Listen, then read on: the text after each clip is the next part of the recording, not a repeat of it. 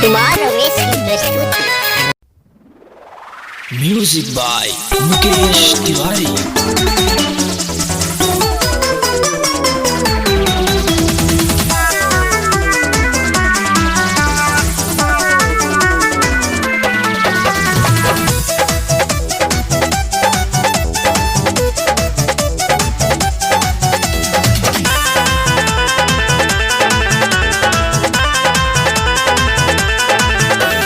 मौका भतार सखी हमको है मिला, रात भर में 5 हाली करता है लीला।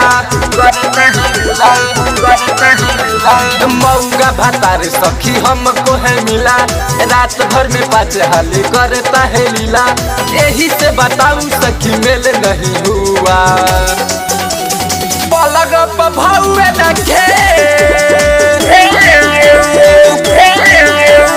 पलग पर भौवे न खेले ही से माथा फेल मेरा हुआ। पलग पर भौवे न खेले ही से माथा फेल मेरा हुआ। पलग पर भौवे न खेले ही से माथा फेल मेरा हुआ।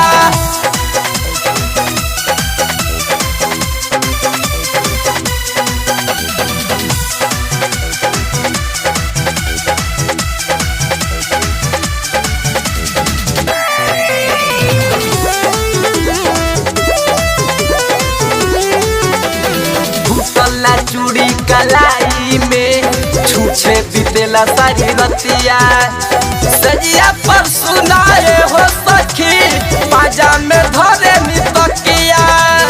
फूटला चूड़ी कलाई में छूछे बीतेला सारी रतिया, सजिया पर सुनाए हो सखी पाजा में धरे नी तकिया।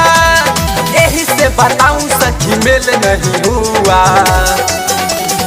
पलक पर भौवे न खेल। पलक पर भौवे न खेल, यही से माथा फेल मेरा हुआ। पलक पर भौवे न खेल, यही से माथा फेल मेरा हुआ। पलक पर भौवे न खेल, यही से माथा फेल मेरा हुआ।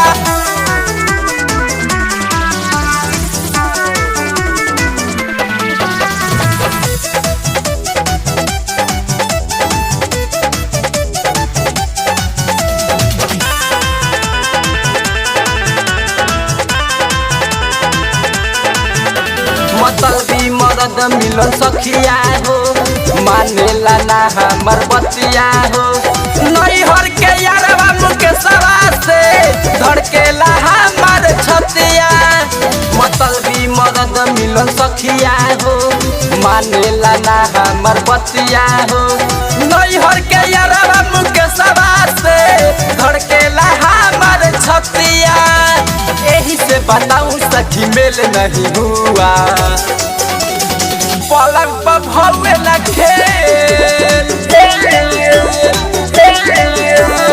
पलक पर भौवे न खेल, यही से माथा फेल मेरा हुआ।